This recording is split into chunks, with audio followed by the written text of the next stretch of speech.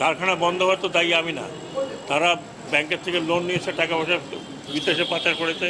বিদেশে অর্থ পাচারের উদ্দেশ্যেই অনেকে দেশে কলকারখানা গড়ে তুলেছেন, এমন মন্তব্য করেছেন নৌ পরিবহন ও শ্রম মন্ত্রণালয়ের উপদেষ্টা brigadier general M Sakhawat Hossain.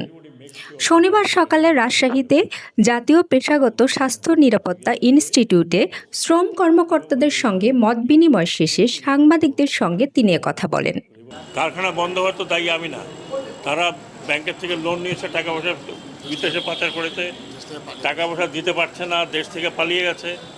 কারখানা চলছে না বাংলাদেশে।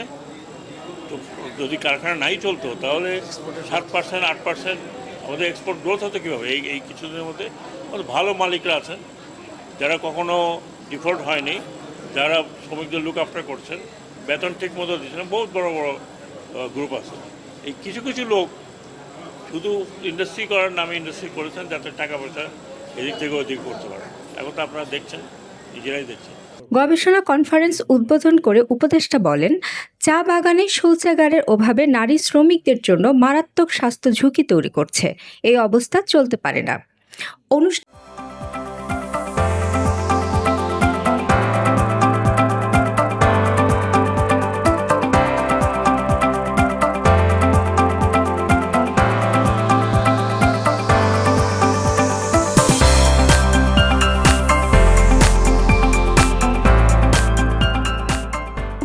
আরও উপস্থিত ছিলেন শ্রম মন্ত্রণালয়ের সচিব এএসএম শফিকুজ্জামান, কলকারখানা পরিদর্শক অধিদপ্তরের মহাপরিদর্শক ওমর ইমরুল মহসিন এবং রাজশাহী বিভাগের উপপরিদর্শক জাহাঙ্গীর আলম।